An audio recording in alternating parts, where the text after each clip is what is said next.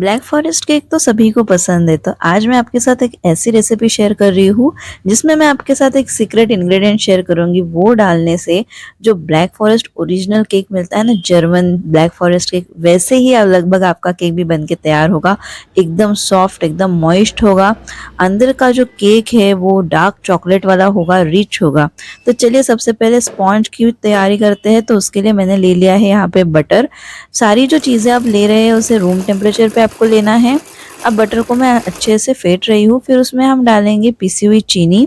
इसे भी हमें अच्छे से फेंट लेना है। सारे इंग्रेडिएंट्स की जो लिस्ट है वो मैं आपको डिस्क्रिप्शन में दे दूंगी, तो आप वहाँ से देख सकते हैं। अब बटर और चीनी जो है ना, उसे एकदम अच्छे से फेंट के इस तरह से लाइट और फ्लफी कर लेना है।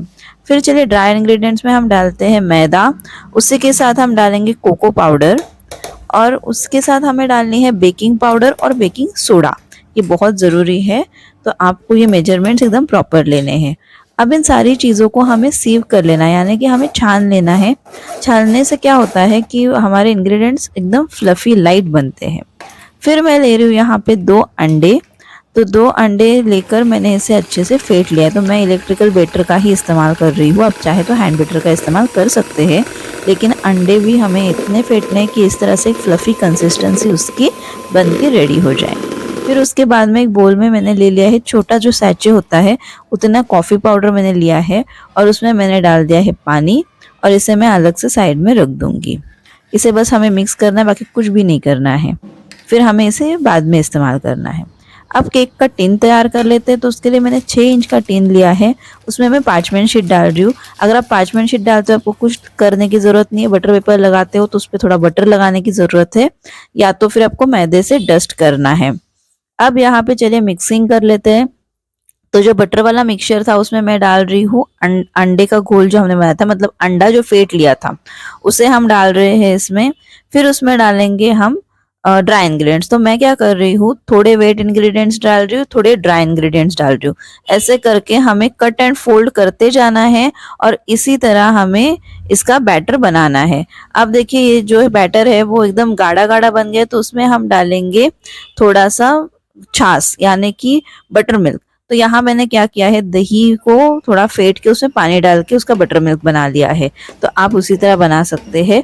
उसके बाद में अंडा, ड्राई इंग्रेडिएंट्स, और जैसे भी आपको लगेगा उतना आपको छाछ का इस्तेमाल करना है।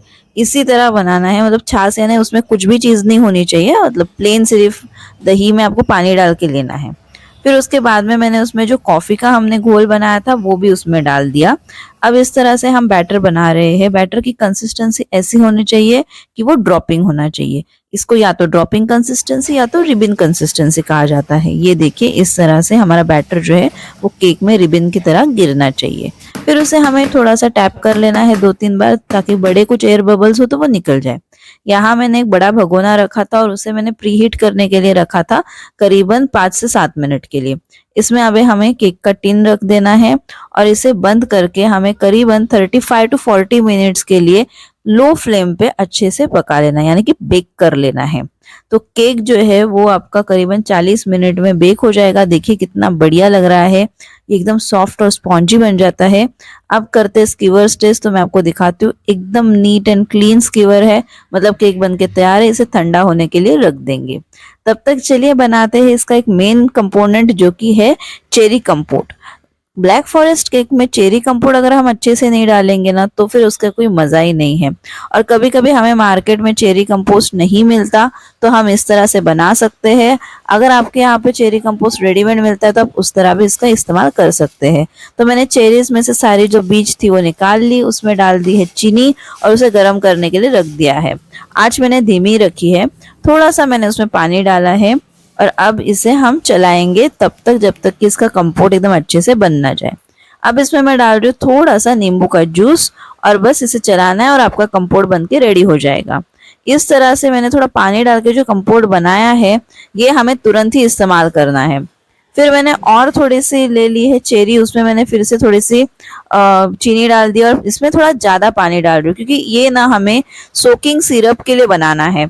तो इसके लिए हम ना पानी ज़्यादा डालेंगे, और उसे हमें तुरंत इस्तेमाल करना है। इसे अब प्रिजर्व नहीं कर सकते, ये बात आपको एकदम अच्छे से ध्यान में रखनी है। तो ये थोड़ा सा गाढ़ा पानी बन जाता है, मतलब हमने उसमें चीनी डाली ना, तो ये सिरप की तरह हो जाएगा सोकिंग के लिए। तो चलिए केक भी ठंडा हो चुका है, उसे कट करते हैं। तो मैं इसे 3 लेयर में कट करने वाली हूँ। इस तरह से मैंने एकदम ऊपर का लेयर कट कर लिया, देखिए कितना बढ़िया लग रहा है। वैसे ही मैं और एक लेयर कट करूंगी और आज 3 लेयर में हम ये ब्लैक फॉरेस्ट केक बनाएंगे। केक अंदर से एकदम ही सॉफ्ट होगा, क्रीमी होगा, और ना मतलब जो टेक्सचर हमारे बेस का आएगा ना स्पॉन्ज का, वो बहुत बढ़िया होगा, रिच होगा केक एकदम। फिर चलिए हम यहाँ पे कर लेते हैं तैयारी व्हिपिंग क्रीम की। तो मैंने 1.5 कप जितना व्हिपिंग क्रीम लेके उसे अच्छे से फेंट रही हूँ। तब तक फेंटना है, अब तक व्हिपिंग क्रीम एकदम ठीक से फेंटा ना जाए। अब देखिए यहाँ आता है मेन इंग्रेडिएंट, ये है ब्रांडी। और ये मिक्स होती है ओरिजिनल केक में, जिससे ना उसको बढ़िया टेस्ट आती है। जनरली हमारे बेकरी में जो मिलता है ना, उसमें ये सब नहीं डालते हैं। वो केक कोई भी बच्चे वगैरह सब खा सकते हैं। ये जो है वो आप मतलब आप एडल्ट्स के लिए यानी बड़े लोगों के लिए बनाइए, और उसमें थोड़ी सी ब्रांडी हो ना, तो उसका फ्लेवर बहुत बढ़िया लगता है, बहुत ही अच्छा लगता है। अब यहाँ पे मैंने क्या किया, सबसे ऊपर वाला जो लेयर था ना कट किया हुआ, उसको सबसे नीचे रख दिया। एकदम प्रॉपर प्लेसमेंट देख लेनी है हमें, उसको एकदम कार्डबोर्ड पे यानी कि आपके केक बोर्ड पे अच्छे से प्लेस कर लेना है। फिर जो पानी वाला था ना, जिसमें हमने ब्रांडी मिला ली थी, उससे हमें करनी है सोकिंग। मैंने क्या किया था, उसमें भी जो हमारे पास चेरी थी ना, वो चेरी निकाल के मैंने कंपोट वाले इसमें डाल दी। अब ये सिर्फ जूस है, जो जूस हमने उसमें से निकाल लिया था पानी डाल के, थोड़ा सा शुगर डाल के, तो वो जूस है सिर्फ। और चेरीज में मेनली मैंने निकाल के कंपोट वाले सेक्शन में डाल दिया था। अब देखिए, अब ये जो कंपोट है वो भी हम इसमें डालने वाले हैं। मैंने व्हिपिंग क्रीम से इस तरह एक बॉल बना ली, क्योंकि जब हम बिगिनर्स होते हैं ना, तब जब हम ये सारी चीजें करने जाते हैं तो हमारा कंपोट बाहर आता है, तो वो बाहर ना आए इसीलिए हमें इस तरह से व्हिपिंग क्रीम से एक बॉल बना लेनी है, ताकि हम कंपोट को उसके अंदर अच्छे से प्लेस कर सके। फिर उसके ऊपर भी हमें व्हिपिंग क्रीम लगा लेना है, और इसी तरह हमें ये चीजें रिपीट करते जानी है। अब मैं आपको एक और इम्पोर्टेंट टिप बताऊंगी आगे, देखिए। इसे तो हम अच्छे से स्प्रेड कर लेंगे। जब हम व्हिपिंग क्रीम को मतलब ऐसे पाइपिंग बैग में डाल के इस्तेमाल करते हैं ना, थोड़ा आसान हो जाता है। अगर आप अच्छे से केक बनाना जानते हो तो आप डायरेक्टली भी इसका इस्तेमाल कर सकते हो, कोई बात नहीं। मैं बिगिनर्स के लिए दिखा रही हूँ, इसलिए मैंने पाइपिंग बैग का इस्तेमाल दिखाया यहाँ पे। इस तरह से मैंने स्प्रेड कर लिया एक लेयर, और एकदम अच्छे से देखिए लगा लिया है व्हिपिंग क्रीम। अब हमें ना इसके ऊपर एक और लेयर रखना है, तो ये लेयर मैंने इसके ऊपर रख दिया इस तरह से। अब सबसे इम्पोर्टेंट चीज, जो साइड है ना, इसे पहले हमें एकदम अच्छे से क्रीम लगा के स्मूथ कर लेना है, क्योंकि अगर ये साइड ठीक से आप स्मूथ नहीं करोगे तो आपका केक जो है वो गिरने लगेगा, वो ठीक से रहेगा नहीं। तो ताकि इसको एक अच्छा स्ट्रक्चर मिले, ये अच्छे से रहे, स्ट्रक्चर मिलना जरूरी होता है केक में हमेशा, तो इसीलिए साइड्स वाला क्रीम हमें पहले एकदम प्लेन कर लेना है। फिर उसी तरह सेम रिपीट करते जाना है आपको सेकेंड लेयर में भी, और फिर हम एकदम डायरेक्ट ऊपर का लेयर करेंगे। मैं आपको दिखाती हूँ, यहाँ सेकेंड लेयर पे क्रीम वीम लगा लिए मैंने, कंपोट डाल दिया, सोकिंग भी कर लेनी है, वो सब चीजें सेम ही करनी है हमें। फिर उसके ऊपर आएगा हमारा थर्ड एंड लास्ट लेयर, जो कि एकदम नीचे का लेयर होता है ना, वो वाला लेयर मैंने ऊपर ले लिया है। अब इसको भी साइड्स पहले हमें सिक्योर कर लेने हैं, तो केक आपका गिरेगा नहीं, ये हमेशा याद रखिए। या तो फिर आप कभी साइड्स अगर नहीं ना ठीक से सिक्योर करेंगे तो केक थोड़ा टिल्ड भी हो जाता है, इसीलिए इसको भी सोकिंग करना है। और हमें थोड़ा इस पे भी व्हिपिंग क्रीम लगा के इसका क्रम कोट कर लेना है। क्रम कोट यानी क्या, जो भी केक से सारे क्रम्स बाहर निकलते हैं ना, उसका कोटिंग। ये फाइनल हमारा केक का लुक नहीं है, सिर्फ क्रम्स को हमने कोट किया है। तो ये कोटिंग करके हमें केक को फ्रीज में रखना है करीबन आधे घंटे के लिए। तब तक चलिए चॉकलेट की तैयारी करते हैं। तो मैंने चॉकलेट लिया था रूम टेम्परेचर पे, ये मोरडे के जो स्लैब्स मिलते हैं वो वाले मैंने इस्तेमाल किए हैं। तो यहाँ पे देखिए इस तरह से मैंने ना बड़ा बड़ा थोड़े रोल्स बना के निकाल लिए, ताकि मुझे बीच में थोड़ा सा डिजाइनिंग करना था। फिर चॉकलेट था थोड़ा सा मेरा मतलब सॉफ्ट हो चुका था रूम टेम्परेचर पे, तो मैंने उसको ना थोड़ा सा एक पीस निकाल के उसको थोड़ा फ्रिज में रख के इस तरह से कद्दूकस कर लिया था।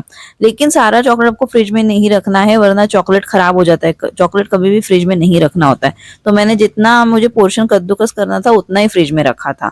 तो ये बहुत इंपॉर्टेंट है, आप जरूर याद रखिए। अब चलिए फाइनल लेयर करते हैं। अब ब्लैक फॉरेस्ट केक की ना एक खासियत क्या है पता है आपको, फिनिशिंग आए ना आए कोई दिक्कत नहीं है, क्योंकि इसके ऊपर जो चॉकलेट आता है ना, उससे मतलब मतलब सभी चीजें हाइड होने ही वाली है। तो आप कैसे भी ना इसको क्रीम लगा सकते हैं। मैंने यहाँ पे पाइपिंग बैग से इसलिए दिखाया ताकि आप अगर बिगिनर हो तो आपको आसानी हो, वरना डायरेक्ट स्पैचुला से लेकर भी आप लगा सकते हैं, कोई दिक्कत की बात नहीं है। बढ़िया से इसको क्रीम लगा लेना है, सिर्फ ऊपर भी साइड्स में भी, और जो ऊपर एक्स्ट्रा आ जाता है उसे इस तरह से निकाल लेना है। बस इतना ही करना है, फिनिशिंग की कोई ज़रूरत नहीं है ज़्यादा। सिर्फ आपका स्ट्रक्चर जो है वो सीधा होना चाहिए, देखिए जैसे मैं आपको दिखा रही हूँ। और उसके ऊपर हमें लगा देना है चॉकलेट। तो चॉकलेट आपका देखिए इस तरह से नीचे भी गिरेगा, तो वो भी क्या करना है वो मैं आपको दिखाऊंगी। हमारे स्पैचुला से हम उसको उठा के केक पे प्रॉपर लगाएंगे। साइड्स में सब जगह मैं चॉकलेट लगा लूंगी। ये लगाते समय सिर्फ आपको थोड़ा सा ध्यान रखना है, क्योंकि हाथ से ना चॉकलेट हम जब लगाए जाते हैं तो सारा मेल्ट होता है और हाथ में लगने लगता है, तो थोड़ा सा आपको ध्यान से ये चीज करनी पड़ती है। बाकी कोई प्रॉब्लम नहीं आता इसमें, बहुत आसान केक है। फिर जो हमारा स्टार नोजल होता है ना, वो नोजल मैंने इसमें डाल दिया है पाइपिंग बैग में, और देखिए इस तरह से मैं बना रही हूँ डिजाइन। अब ये भी बहुत आसान है, कुछ नहीं करना है, सिर्फ पाइपिंग बैग को थोड़ा सा प्रेशर लगा के ऊपर ऊपर खींचते जाना है, बस इतना ही करना है हमें इसमें। अब मैंने इसको थोड़ा सा ऊंचा बनाया, क्योंकि चेरी आएगी ना तो ये अपने आप नीचे दबेगा उसकी वजन से। और आज जो हम चेरी इस्तेमाल कर रहे हैं वो एकदम फ्रेश वाली चेरीज है, बहुत अच्छी लगेंगी। तो इससे पहले कि हम चेरी लगाए, मैंने सारा जो अंदर का था, जो हमने पिलर से निकाल लिया था ना चॉकलेट, वो वाला चॉकलेट मैं यहाँ पे डाल रही हूँ। देखिए बहुत अच्छा लुक आता है इससे। तो वो मैंने बड़े बड़े चंक्स जो है वो सारे डाल दिए यहाँ, और फिर ना मैंने चेरीज यहाँ पे लगा रही हूँ। वो उसकी जो डंडी होती है ना उसके साथ लगा रही हूँ, तो और भी बढ़िया लुक आता है। तो ये देखिए सारी चेरीज लग के तैयार है, और हमारा ब्लैक फॉरेस्ट केक एकदम बढ़िया सा बन के रेडी हो गया है।